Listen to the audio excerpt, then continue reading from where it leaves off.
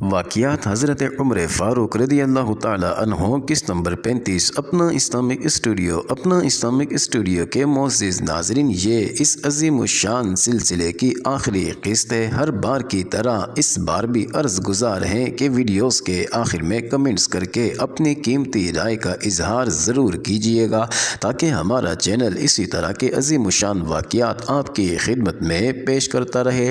ناظرین، مدینہ منورہ میں فیروز نامی ایک پارسی غلام تھا جس کی کنیت ابو لولو تھی۔ اس نے ایک دن حضرت عمر رضی اللہ تعالی عنہ سے آ کر شکایت کی کہ میرے آقا مغیرہ بن شعبہ نے مجھ پر بہت بھاری محصول مقرر کیا ہے، آپ کم کرا دیجئے۔ ناظرین، امیر المومنین حضرت عمر رضی اللہ تعالی عنہ نے تعداد پوچھی۔ اس نے کہا کہ روزانہ 2 درہم یعنی قریباً 7 آنے۔ حضرت عمر رضی اللہ تعالی عنہ نے پوچھا تو کون سا پیشہ کرتا ہے؟ بولا کہ نجاری، نقاشی، آہنگری۔ حضرت عمر رضی اللہ تعالی عنہ نے فرمایا کہ ان صنعتوں کے مقابلے میں رقم کچھ بہت نہیں ہے۔ ناظرین، یہ سن کر فیروز دل میں سخت ناراض ہو کر چلا گیا۔ ناظرین، دوسرے دن حضرت عمر رضی اللہ تعالی عنہ صبح کی نماز کو نکلے تو فیروز خنجر لے کر مسجد میں آیا۔ ناظرین، حضرت عمر رضی اللہ تعالی عنہ کے حکم سے کچھ لوگ اس کام پر مقرر تھے کہ جب جماعت کھڑی ہو تو صفیں درست کریں۔ ناظرین، جب صفیں درست ہو جاتی تو حضرت عمر رضی اللہ تعالی عنہ تشریف لاتے تھے اور امامت کراتے تھے۔ ناظرین، اس دن بھی حسب معمول صفیں درست ہو چکی تو حضرت عمر رضی اللہ تعالی عنہ امامت کے لیے بڑھے اور جو ہی نماز شروع کی فیروز نے دفعتاً گھات میں سے نکل کر 6 وار کیے جن میں ایک ناف کے نیچے پڑا۔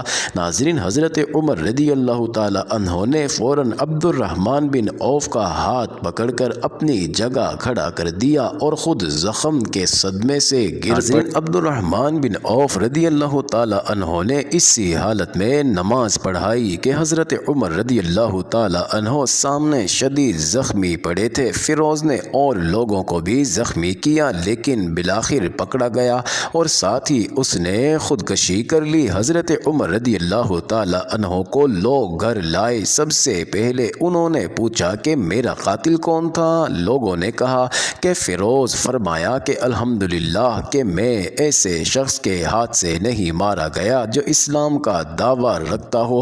ناظرین، لوگوں کو خیال تھا کہ زخم چندہ کاری نہیں، غالباً شفا ہو جائے۔ چنانچہ ایک طبیب بلایا گیا، اس نے نبیذ اور دودھ پلایا اور دونوں چیزیں زخم کی راہ سے باہر نکل آئی۔ ناظرین، اس وقت لوگوں کو یقین ہو گیا کہ وہ اس زخم سے جان بر نہیں ہو سکتے۔ چنانچہ لوگوں نے ان سے کہا کہ اب آپ اپنا ولی عہد منتخب کرتے جائیں۔ حضرت عمر رضی اللہ تعالی عنہ نے عبداللہ اپنے فرزند کو بلا کر کہا کہ ام المومنین حضرت سیدہ عائشہ رضی اللہ تعالی عنہ کے پاس جاؤ اور کہو کہ عمر رضی اللہ تعالی عنہ آپ سے اجازت طلب کرتا ہے کہ رسول اللہ صلی اللہ علیہ وسلم کے پہلو میں دفن کیا جائے۔ ناظرین، عبداللہ حضرت عائشہ رضی اللہ تعالی عنہ کے پاس آئے، وہ رو رہی تھی۔ حضرت عمر رضی اللہ تعالی عنہ کا سلام کہا اور پیغام پہنچایا۔ حضرت عائشہ رضی اللہ تعالی عنہ نے کہا کہ اس جگہ کو میں اپنے لیے محفوظ رکھنا چاہتی تھی لیکن آج میں عمر رضی اللہ تعالی عنہ کو اپنے اوپر ترجیح دوں گی۔ عبداللہ واپس آئے۔ لوگوں نے حضرت عمر رضی اللہ تعالی عنہ کو خبر کی۔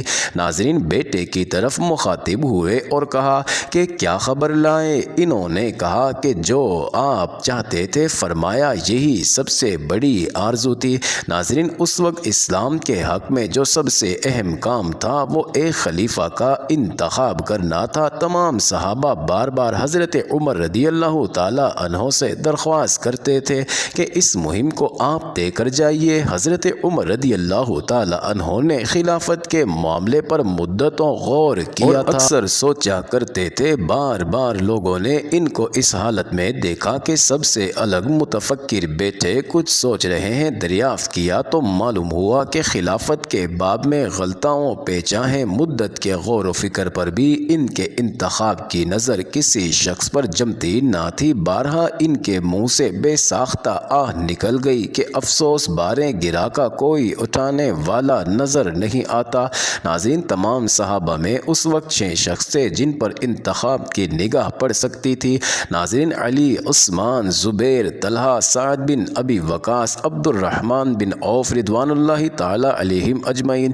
ناظرین، حضرت علی المرتضیٰ شیر خدا رضی اللہ تعالی عنہ کے تعلقات قریش کے ساتھ کچھ ایسے پیچ در پیچ تھے کہ قریش کسی طرح ان کے آگے سر نہیں جھکا سکتے تھے۔ ناظرین، علامہ طبری نے اس معاملے کے متعلق حضرت عمر رضی اللہ تعالی عنہ کے خیالات مکالمہ کی صورت میں نقل کیے ہیں۔ ناظرین، ہم ان کو اس موقع پر اس لیے درج کر رہے ہیں کہ اس سے حضرت عمر رضی اللہ تعالی عنہ کے خیالات کا راز سر بستہ معلوم ہو جائے گا۔ ناظرین، مکالمہ عبداللہ بن عباس رضی اللہ تعالی عنہ سے ہوا جو حضرت علی رضی اللہ تعالی عنہ کے ہم قبیلہ اور طرفدار تھے۔ حضرت عمر رضی اللہ تعالی عنہ کیوں عبداللہ بن عباس، علی رضی اللہ تعالی عنہ ہمارے ساتھ کیوں نہیں شریک ہوئے؟ عبداللہ بن عباس رضی اللہ تعالی عنہ میں نہیں جانتا۔ حضرت عمر رضی اللہ تعالی عنہ تمہارے باپ رسول اللہ صلی اللہ علیہ وسلم کے چچیرے بھائی ہیں، پھر تمہاری قوم تمہاری طرفدار کیوں نہیں ہوئی؟ عبداللہ بن عباس رضی اللہ تعالی عنہ میں نہیں جانتا۔ حضرت عمر رضی اللہ تعالی عنہ لیکن میں جانتا ہوں تمہاری قوم تمہارا سردار ہونا گوارا نہیں کرتی تھی۔ عبداللہ بن عباس رضی اللہ تعالی عنہ کیوں؟ حضرت عمر رضی اللہ تعالی عنہ وہ یہ پسند نہیں کرتے تھے کہ ایک ہی خاندان میں نبوت اور خلافت دونوں آ جائیں۔ شاید تم یہ کہو گے کہ حضرت ابو بکر رضی اللہ تعالی عنہ نے تم کو خلافت سے محروم کر دیا، لیکن خدا کی قسم یہ بات نہیں۔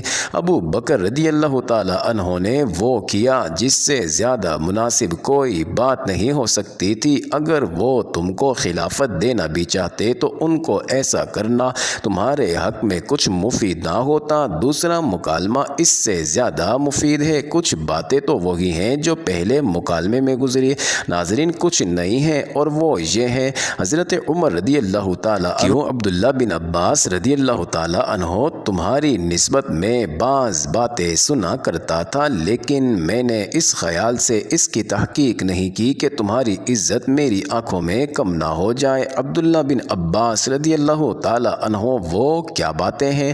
حضرت عمر رضی اللہ تعالی عنہ میں نے سنا ہے کہ تم کہتے ہو کہ لوگوں نے ہمارے خاندان سے خلافت حسداً ظلماً چھین لی ہے۔ عبداللہ بن عباس رضی اللہ تعالی عنہ ظلماً کی نسبت تو میں نہیں کہہ سکتا کیونکہ یہ بات کسی پر مخفی نہیں، لیکن حسداً تو اس میں تعجب کیا ہے؟ ابلیس نے آدم پر حسد کیا اور ہم لوگ آدم ہی کی اولاد ہیں، پھر محسود ہوں تو کیا تعجب ہے؟ ناظرین، حضرت عمر رضی اللہ تعالی عنہ افسوس خاندان بنی ہاشم کے دلوں سے پرانے رنج اور کینے نہ جائیں گے۔ عبداللہ بن عباس رضی اللہ تعالی عنہ ایسی بات نہ کہیے، رسول اللہ صلی اللہ علیہ وسلم بھی ہاشمی ہی تھے۔ حضرت عمر رضی اللہ تعالی عنہ اس تذکرے کو جانے دو۔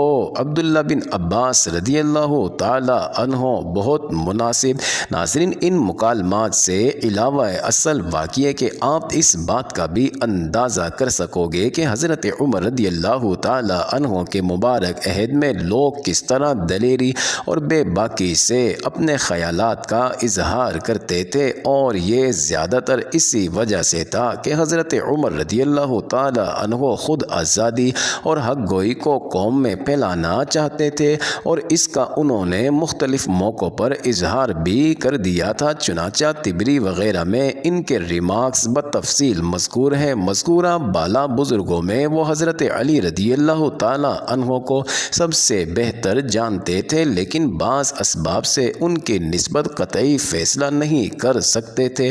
غرض وفات کے وقت جب لوگوں نے اصرار کیا تو فرمایا ان 6 شخصوں میں جس کی نسبت کثرت رائے ہو وہ خلیفہ منتخب کر لیا جائے۔ حضرت عمر رضی اللہ تعالی عنہ کو قوم اور ملک کی بہبودی کا جو خیال تھا، ناظرین، اس کا اندازہ اس سے ہو سکتا ہے کہ عین کرب و تکلیف کی حالت میں جہاں تک ان کی قوت اور حواس نے یاوری، ناظرین اسی دھن میں مصروف رہے، لوگوں کو مخاطب کر کے کہا کہ جو شخص خلیفہ منتخب ہو ہو اس کو میں وصیت کرتا ہوں کہ 5 فرقوں کے حقوق کا نہایت خیال رکھے۔ مہاجرین، انصار، اعراب و اہل عرب جو اور شہروں میں جا کر آباد ہو گئے ہیں، اہل ذمہ یعنی عیسائی، یہودی، پارسی جو اسلام کی رعایت ہے، پھر ہر ایک کے حقوق کی تصریح کی۔ چنانچہ اہل ذمہ کے حق میں جو الفاظ کہے وہ یہ تھے: میں خلیفہ وقت کو وصیت کرتا ہوں کہ وہ خدا کی ذمہ داری اور رسول اللہ صلی اللہ علیہ وسلم کی ذمہ داری کی لحاظ رکھے،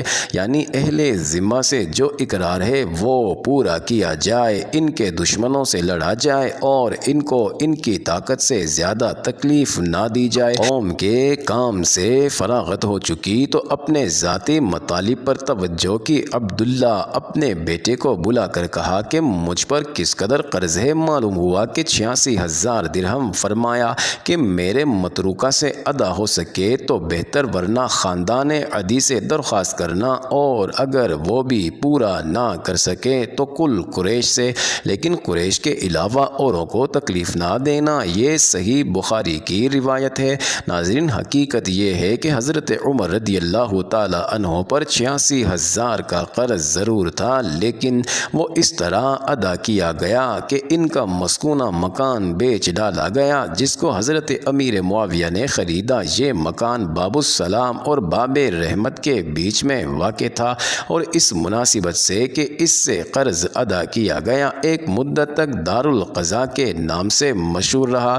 چنانچہ خلاصۃ الوفانی اخبار المصطفیٰ میں یہ واقعہ بتفصیل مذکور ہے۔ اپنا اسلامک اسٹوڈیو کے معزز ناظرین، امیر المومنین خلیفۃ المسلمین مراد رسول حضرت عمر فاروق رضی اللہ تعالی عنہ 3 دن کے بعد رحلت فرما گئے اور محرم کی پہلی تاریخ ہفتے کے دن مدفون ہوئے۔ نماز جنازہ عظیم صحابی رسول حضرت صہیب رضی اللہ تعالی عنہ نے پڑھائی۔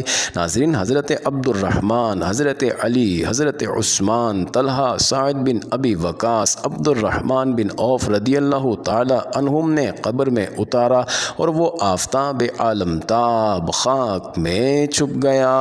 معزز ناظرین، امید کرتے ہیں کہ آپ کو یہ مستند اور عظیم الشان واقعہ ضرور پسند آیا ہوگا، تو برائے مہربانی اس آخری قسط کو سننے اور دیکھنے کے بعد کمنٹ سیکشن میں اپنے قیمتی رائے کا اظہار کر کے ہماری حوصلہ افزائی کرنا مت بھولیے گا۔